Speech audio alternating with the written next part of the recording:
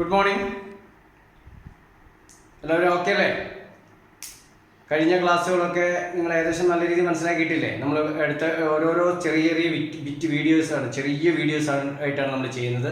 അതുകൊണ്ട് തന്നെ നിങ്ങൾക്ക് പെട്ടെന്ന് തന്നെ ഓരോ വീഡിയോ കാണുമ്പോഴും ഓരോ പാർട്ട് നമുക്ക് ക്ലിയറായി പോകാൻ കഴിയുന്നുണ്ട് അല്ലേ? അപ്പം നിങ്ങൾ എന്ത് ചെയ്യണം? ഓരോ വീഡിയോ കാണുന്ന സമയത്തും അത് വീണ്ടും വീണ്ടും പ്രാക്ടീസ് ചെയ്ത് അത് പഠിച്ച് മനസ്സിലാക്കണം. ഡൗട്ട് ഉണ്ടെങ്കിൽ നേരിട്ട് എന്നോട് ചോദിക്കാം. നമ്മുടെ ചാനലിൻ്റെ കമൻറ്റ് ബോക്സിൽ നിങ്ങൾക്ക് ഡൗട്ട് ക്ലിയർ ചെയ്യാം. ഓക്കെ, അപ്പോൾ നമ്മൾ കഴിഞ്ഞ തവണത്തെ വീഡിയോ പഠിച്ചത് വിച്ച് ഉപയോഗിച്ചുകൊണ്ടുള്ള ക്വസ്റ്റ്യൻ ചോദിക്കുകയും അതിൽ ഐ, വി, യു, ദേ എന്ന സബ്ജക്റ്റ് ഉപയോഗിച്ചുകൊണ്ട് നമ്മൾ ക്വസ്റ്റ്യൻസ് ചോദിക്കുകയാണ് ചെയ്തത്. നമ്മൾ മറ്റുള്ള വീഡിയോ പറഞ്ഞ പോലെ തന്നെ ആ 4 സബ്ജക്റ്റ് ഉപയോഗിക്കുന്ന നമ്മൾ ഡു ഫോമാണ് ഉപയോഗിച്ചത്. അതേസമയം നമുക്ക് ഡസ് എന്ന വേർഡ് ഉപയോഗിക്കുന്ന ഏതൊക്കെ സബ്ജക്റ്റിനാണ് നമ്മൾ ഓൾറെഡി പഠിച്ചു കഴിഞ്ഞു. He, she, it. അപ്പോൾ നമ്മൾ കഴിഞ്ഞ വീഡിയോയിൽ നമ്മൾ പറഞ്ഞു ഏത് സ്ഥലത്താണ് നിനക്ക് പോകേണ്ടത്. നമ്മൾ എങ്ങനെ ചോദിക്കും? Which place do you want to go അല്ലേ? ഏത് ഭക്ഷണമാണ് നിങ്ങൾ കഴിക്കുന്നത്? Which food do you eat അല്ലെ? അപ്പോൾ നമ്മൾ ചോദിച്ചു. അങ്ങനെയാണെങ്കിൽ അവൻ ഏത് ഭക്ഷണമാണ് കഴിക്കുന്നത് നമ്മൾ എങ്ങനെ ചോദിക്കും? അവിടെയാണ് നമ്മൾ ഈ ഡസ് വരുന്നത്.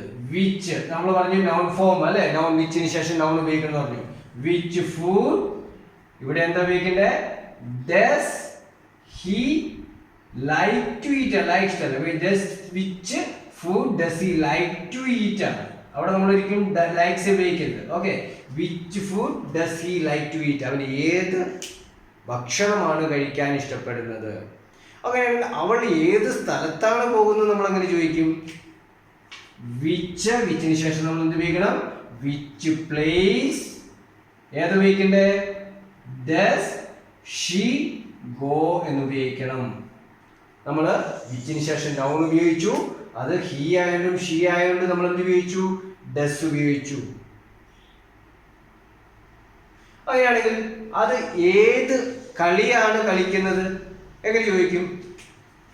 വിച്ചിന് ശേഷം എന്താണ് ഉപയോഗിക്കേണ്ടത്? നോൺ ഫോം ആയ ഗെയിം.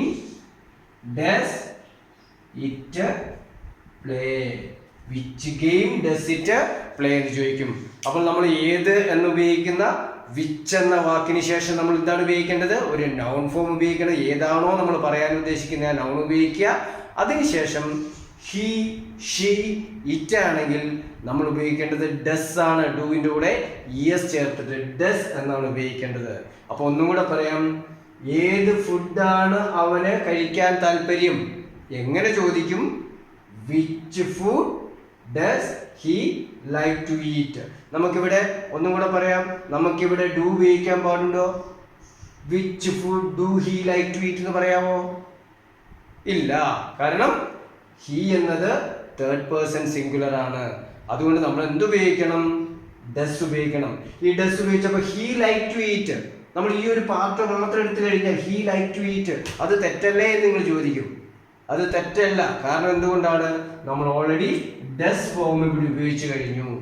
അതിനുശേഷം നമ്മൾ ഒരിക്കലും ഈ വേർബിന്റെ കൂടെ എസ് ഓർ എസ് ചേർക്കാൻ പാടില്ല. So which food does he like to eat. Which dress does she like to buy. Which person does he want to meet. Okay, which office does she need to go. ഒരിക്കലും അവിടെ S ഫോമിന്റെ വാണ്ടിന്റെ കൂടെ നീഡിന്റെ കൂടെ ലൈക്കിന്റെ കൂടെ നമുക്ക് എസിന്റെ form അവിടെ ചേർക്കാൻ പാടില്ല. കാരണം നമ്മൾ ഓൾറെഡി ഡസ് ഇവിടെ ഓൾറെഡി യൂസ് ചെയ്ത് കഴിഞ്ഞു. പലർക്കും ഉണ്ടാകുന്ന ഡൗട്ടാണ് അത് which food does she like to eat അവിടെ. അപ്പോൾ ഇവിടെ ലൈക്കിന്റെ കൂടെ എസ് വേണ്ടേ എന്നുള്ളത് ഒരു കോമൺ ഡൗട്ടായിട്ട് ചിലവർക്കെങ്കിലും വരാം. പക്ഷെ അതുകൊണ്ടാണ് ഞാൻ പറഞ്ഞത് ഒരിക്കലും അങ്ങനെ യൂസ് ചെയ്യാൻ പാടില്ല. എന്തുകൊണ്ട്? നമ്മളിവിടെ ഡസ് ഓൾറെഡി ആഡ് ചെയ്ത് കഴിഞ്ഞു. ഓക്കെ, അപ്പോൾ മനസ്സിലായല്ലോ. നമ്മൾ ഏത് എന്നുള്ള വാക്കിന്റെ കൂടെ ഏത് എന്നുള്ള വാക്ക് ഏതാണ്? വിച്ച് ആണ് ഇംഗ്ലീഷിൽ പറയുന്നത്. അപ്പൊ വിച്ചിന്റെ കൂടെ വിച്ചിന് ശേഷം എന്ത് വരണം? Noun form. അതിപ്പം I, you, we, he, she, it എന്താണെങ്കിലും വിച്ചിന് ശേഷം നമ്മൾ ചോദിക്കുന്ന ക്വസ്റ്റിന്റെ കൂടെ ഏതാണ് വരേണ്ടത്? നൗൺ ഫോം ആണ് വരുന്നത്. Which form. മലയാളത്തിൽ നമ്മൾ ചോദിക്കുന്ന അതേ രീതിയിൽ ഏത് സ്ഥലം, ഏത് ബുക്ക്, ഏത് പേഴ്സൺ, ഏത് കളി ഇല്ലേ? നമ്മൾ ചോദിക്കില്ല. അപ്പോൾ ഏത് എന്നതിന് ശേഷം നമ്മൾ ആ നൗൺ ഫോം ഉപയോഗിക്കുക. അതിനുശേഷം തേർഡ് പേഴ്സൺ സിംഗുലർ ആയ ഹി ഷീ ഇറ്റ് ആണെങ്കിൽ നമ്മൾ ഡസ് ഉപയോഗിക്കണം. അതിനുശേഷം നമ്മൾ എന്ത് ചെയ്യണം?